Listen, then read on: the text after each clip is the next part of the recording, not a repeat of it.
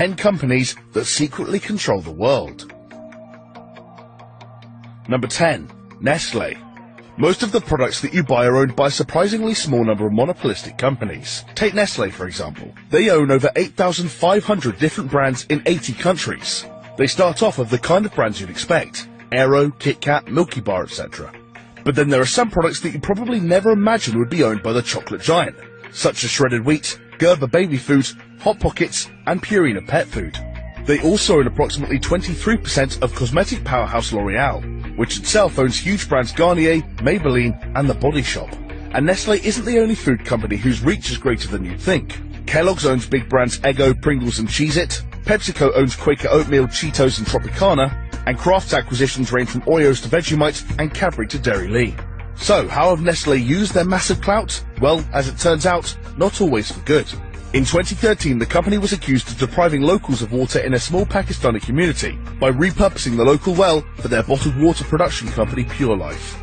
Number 9. Lockheed Martin. With global military expenditure standing at over $1.7 trillion every year, it's no surprise that companies producing and supplying weapons exert a huge amount of power over world events. Lockheed Martin is the world's largest weapons manufacturer. They employ 126,000 people and rake in $69.3 billion a year in profit.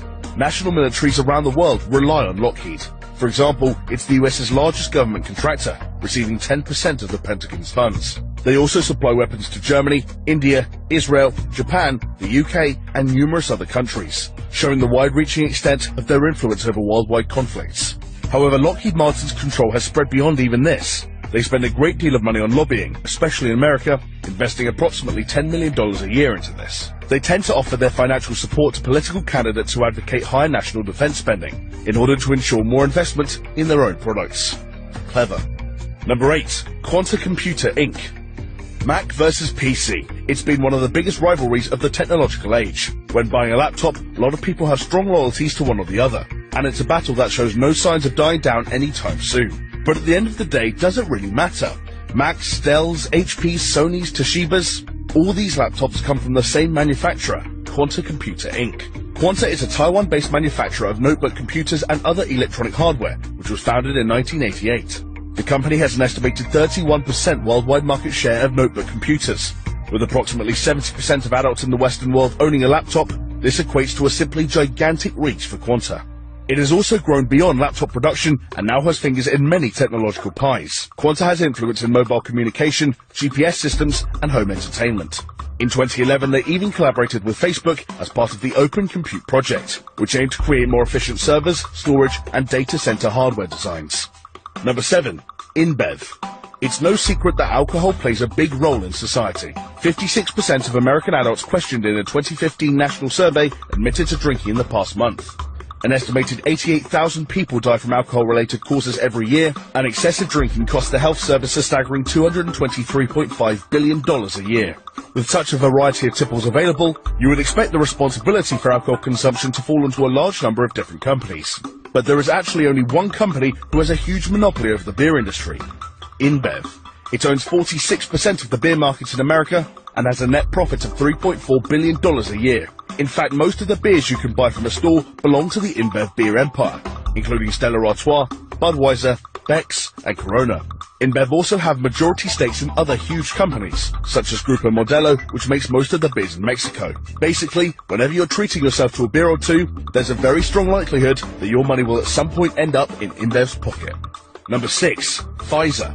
The industry for painkillers, antibiotics, and vitamin supplements is currently booming, with experts estimating that the global pharma market will reach $1.12 trillion by 2022. This basically puts a large proportion of the world's population under the thumb of the planet's big pharmaceutical companies, such as Pfizer. Pfizer is an American-based global pharmaceutical corporation, making $40 billion in profit every year. It's the largest research-based drug maker in the world, with its products marketed in more than 150 countries. The company therefore has a lot of control over millions of people's well-beings, a responsibility that they handled questionably in 2016. The drug giant was fined over $100 million for illegally hiking up the price of an anti-epilepsy drug by 2,600% overnight. This directly affected how much the UK's National Health Service had to pay and stripped 50,000 people of potentially life-saving medication. The production of prescription drugs is the company's primary source of revenue, but Pfizer's worldwide control doesn't stop there.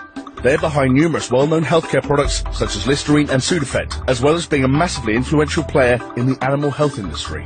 Number 5. Pearson. Pearson is one of the biggest publishers of educational material in the world. Despite being based in London, 60% of its sales go to the States, and it operates in more than 70 countries. The company owns numerous educational publishing giants, for example Penguin, Harcourt, and Prentice Hall.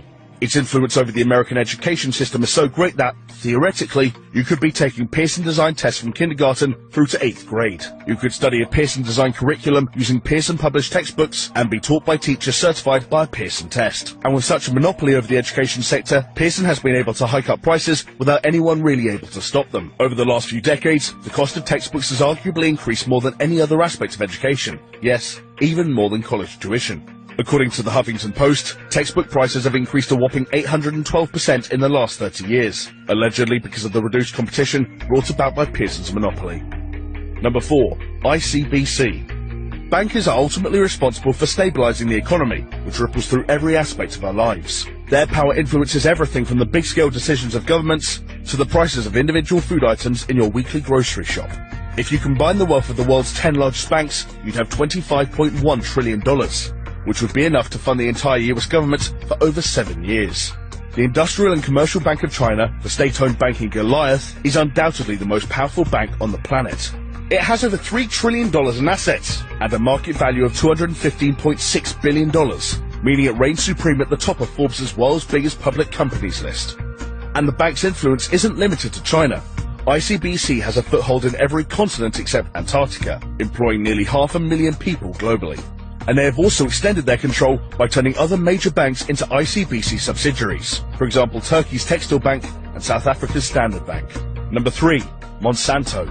Monsanto, the American giant specializing in agricultural biotechnology, is estimated to be worth a huge $65 billion. Monsanto has a near total control over the American seed market. For example, they trademark nearly 80% of the corn grown in the country. This may not sound like the most influential monopoly in the world, but corn is actually an integral ingredient in a surprising number of products. Corn, corn syrup, and cornstarch show up in gas, glue, makeup, soap, toothpaste, aspirin, diapers, and even the humble house brick. Despite its impressively diverse market influence, Monsanto has established a troubling reputation. It was described by Modern Farmer magazine as the face of corporate evil. This is, in part, due to its controversial use of GM crops, but also largely the result of their ruthless treatment of competitors.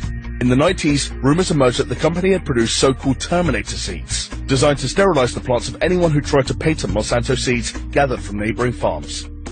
Number 2. Disney. Over the years, the Walt Disney Company has acquired a few high-profile movie production companies. Most notably, there were the purchases of Marvel Entertainment in 2009 and Lucasfilm in 2012, both of which cost over $4 billion. More than half of the highest-grossing movies in the last decade were owned by the company, which shows how tight their grip over the film world is. And while Disney are best known for their billion-dollar grossing movies and their world-famous theme parks, the mass-media giant's reach doesn't stop there. Disney also owns, or partly owns, loads of other companies. They own TV networks ABC, ESPN, and even the History Channel. With the media playing an incomparable role when it comes to public sentiment and knowledge, Disney's vast empires makes them one of the most powerful companies in the world. Number 1. Alphabet Inc. Unsurprisingly, Google regularly tops Forbes' list of the most valuable brands in the world, with a reported revenue of $50.6 billion in 2016.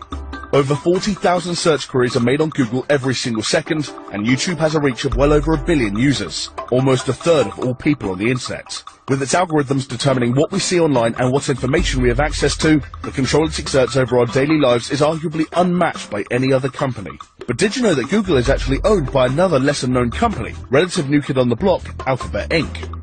Alphabet Inc. was founded in 2015 by Larry Page and Sergey Brin, the two founders of Google. So, in a nutshell, Google has spun off from Google and renamed itself Alphabet, which now owns Google.